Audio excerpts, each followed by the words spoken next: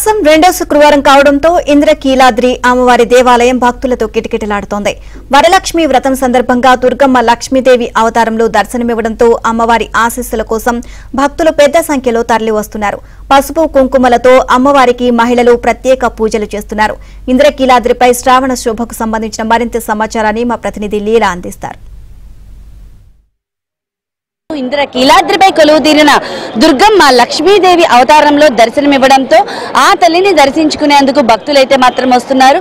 అయితే ఇక్కడ పసుపు కుంకుమ కూడా ఇక్కడైతే వచ్చేటటువంటి భక్తులకి చాలా మంది భక్తులు ఇవ్వడం అయితే జరుగుతుంది. అంటే వారి సౌభాగ్యం కోసం ప్రతి మహిళలు కూడా ఈ రోజు వరలక్ష్మి వ్రతాన్ని ఆచరిస్తారు.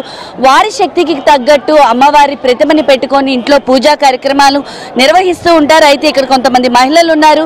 ఈ రోజు వరలక్ష్మి వ్రతాన్ని ఏ రకంగా ఆచరిస్తున్నారనేది వారితో అడిగి తెలుసుకుందాం. చెప్పండి అమ్మ, ఈ రోజు వరలక్ష్మి వ్రతాన్ని ఆచరిస్తున్నారా? ఎలా చేసుకుంటారు? ఎలా చేసుకుంటామంటే అదే నోముదారాలంతా వరలక్ష్మిని కలిసాలు పెట్టి ఆమెను బాగా పూజించి నోముదారాలు అక్కడ పెట్టి అయ్యవారిని పిలిపించి నోమించుకొని నోముకుంటామండి.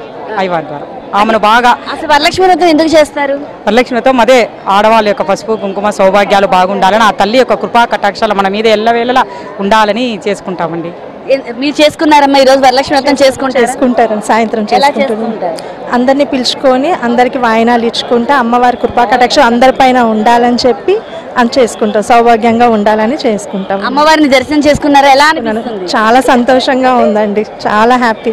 ఈరోజు అయితే మరికొంతమంది మహిళలు ఉన్నారు. అయితే చెప్పండి అమ్మా, ఈరోజు శ్రావణ శుక్రవారం కదా, ఎలా అనిపిస్తుంది మీకు? అమ్మవారిని దర్శించుకోవడం ఎలా అనిపిస్తుంది? మాకు చాలా హ్యాపీగా అనిపిస్తుంది. మేము విజయవాడలోనే ఉంటాం, ప్రతి వారం వస్తాం, అమ్మవారిని దర్శించుకుంటాం.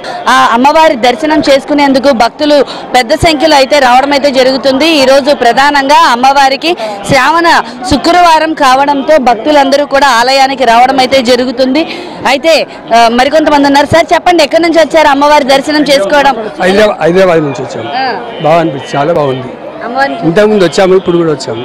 ఎలా అనిపిస్తుంది? చాలా బాగుంది. అమ్మవారిని చూసారా? అంటే శ్రావణ శుక్రవారం ఎలా అనిపిస్తుంది? చాలా బాగుంది. అయితే శ్రావణ శుక్రవారం పూట అమ్మవారిని దర్శించుకోవడం భక్తులందరికీ కూడా చాలా సంతోషంగా ఉందని చెప్తున్నారు. పెద్ద సంఖ్యలో వస్తున్నారమ్మా. ఎక్కడి నుంచి వచ్చారు? మేము డోన్ నుంచి వచ్చామండి, కర్నూలు డిస్ట్రిక్ట్. అమ్మవారిని దర్శించుకున్నా? బాగా జరిగిందండి దర్శనం. ఆలయం మొత్తం కూడా ఎక్కడికక్కడ కూడా వచ్చేటటువంటి భక్తులకి పూర్తి సౌకర్యాన్ని అయితే కల్పిస్తున్నారు. ఆలయ ప్రాంగణం అంతా చూడొచ్చు, ఇప్పటికే డెకరేషన్ అయితే చేస్తున్నారు. ఇంకా ఈ శ్రావణ మాసం సందర్భంగా కూడా అమ్మవారికి ప్రత్యేకంగా కూడా అలంకరణ కార్యక్రమం చేస్తున్నారు.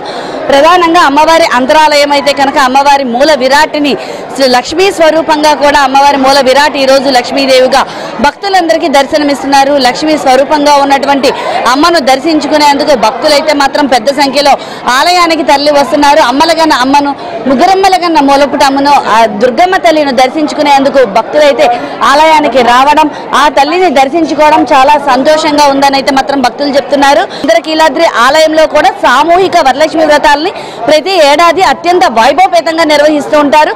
సుమారుగా 1000 మంది ముత్తైదువుల చేత ఆలయ ప్రాంగణంలో పసుపు కుంకాలతో అందరూ కూడా ముత్తైదువులందరూ ఈ వరలక్ష్మి వ్రతాన్ని అయితే మాత్రం ఆచరించుకుంటూ ఉంటారు. కెమెరా పర్సన్ సాయితో లీలా, ఏబిఎన్ ఆంధ్రజ్యోతి, ఇంద్రకీలాద్రి నుండి.